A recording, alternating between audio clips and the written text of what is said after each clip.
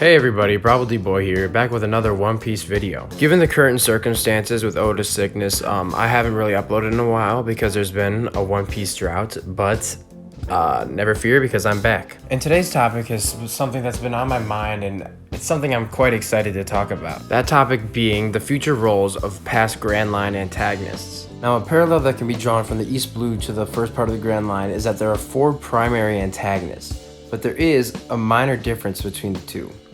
While the East Blue only really has references to Buggy and Arlong after they leave the East Blue, the Grand Line antagonists all are referenced after their defeat. And I don't even think it's worth trying to argue the fact that Don Krieg or Captain Kuro could still come back. As much as people would like to see Gin again, it's just not happening. However, the 4 main antagonists in the first part of the Grand Line have had major roles after their defeats.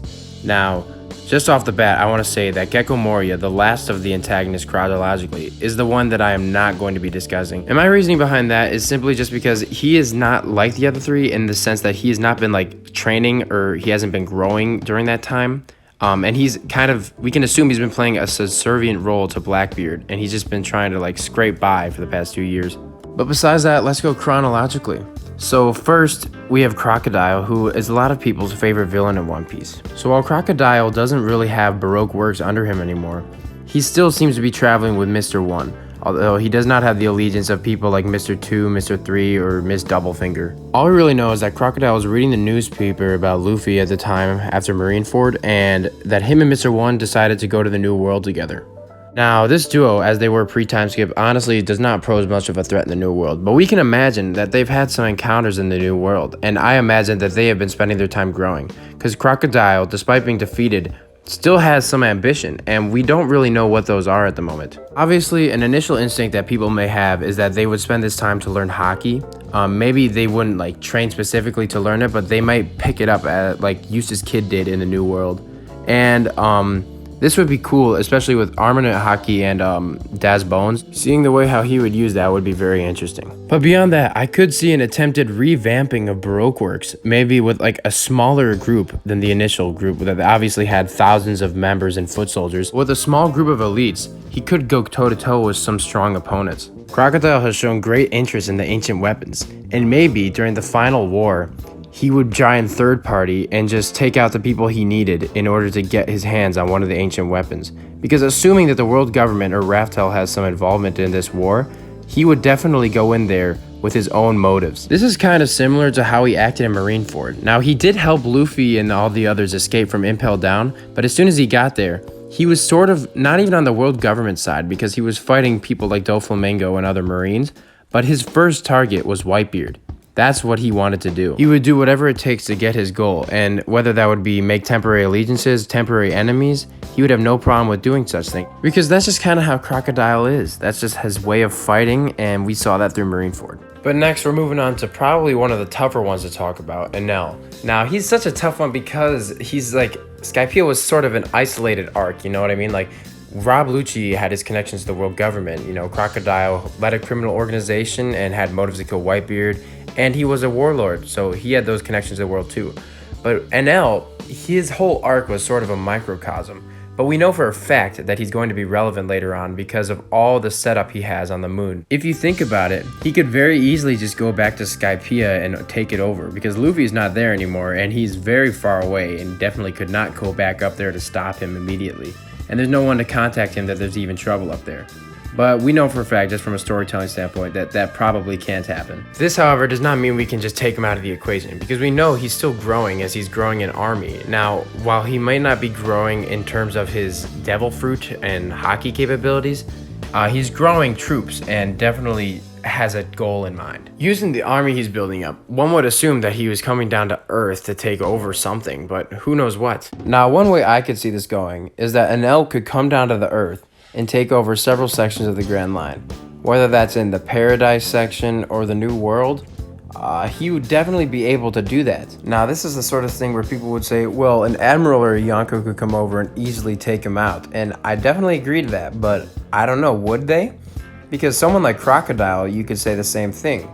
Like, there are several evil forces out there that the Admirals have a lot on their plate, and I don't know if they would be able to take care of this right away. Now, this could go in several ways.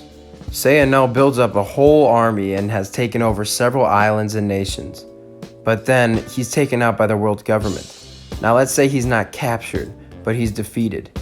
He would have a vendetta against the world government, and then he could go against the world government in the final war with Luffy potentially. This could be some cool character development for Enel, because while he did get defeated by Luffy earlier, he still probably has that god complex, because Luffy was a very specific situation where the rubber had the perfect effect against him in order to defeat him. So I bet he still has a god complex, and that's why he's building up his army.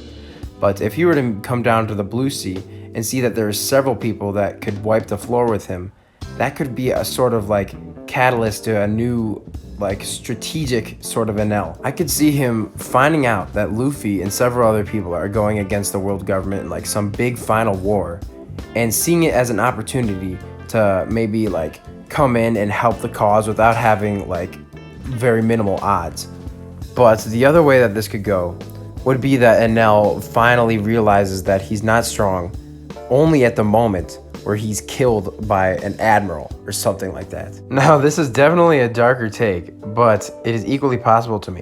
So now, moving on to the third of the four major Grand Line antagonists, and the final one we'll be talking about today, we have Rob Lucci. There's not as much mystery to his as there was for Crocodiles, who we really just knew he was in the New World, and that's all we had to go off of. However, with Rob Lucci, we know for a fact that him, along with the rest of the former CP9 members, have spent the time skip learning hockey. And then, in addition to that, we know that him, along with Kaku and Spondum, have been promoted, or I guess it's not technically confirmed if this is a promotion or not, but we could assume that he was promoted to CP Aegis 0. Beyond the improved drippiness, we can also assume that this gives him even more freedoms and benefits that CP9 did. We don't know if he specifically was in Wano, but we know for a fact that CP0 was in Wano trying to make a deal with Orochi, who, being the cocky asshole that he is, tried to wager for Vegapunk. But now, knowing the current state of Orochi and Wano as we do in the manga, we can assume that these trade deals are not going to continue for very much longer, or at least they're not going to continue in the same way. But first, I'm just going to discuss something that we actually talked about in a podcast that we recorded today, but won't be uploaded until a couple weeks from now.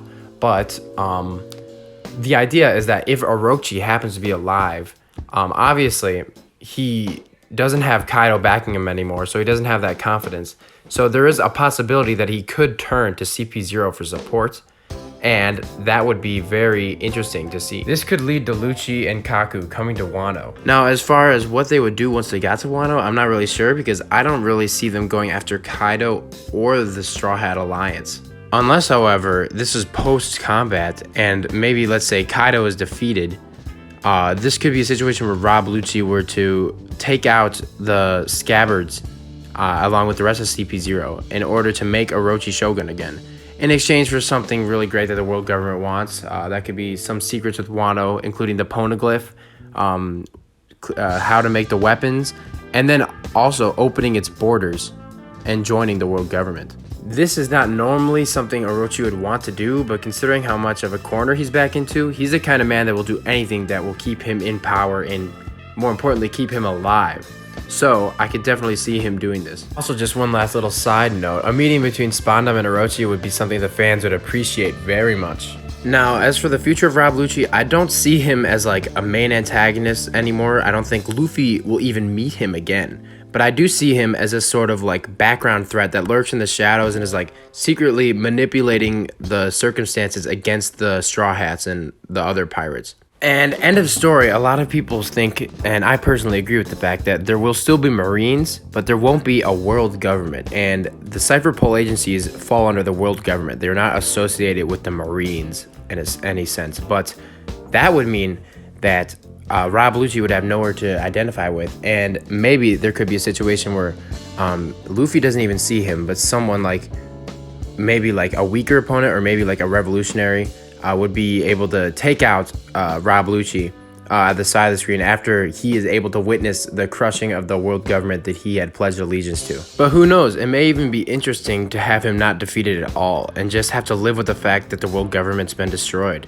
as a sort of person to tell the stories to future generations. But what do you guys think?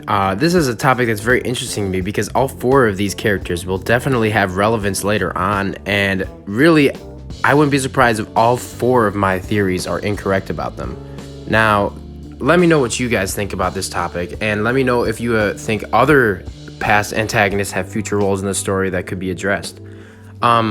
And also feel free to comment what kind of videos you want to see in the future.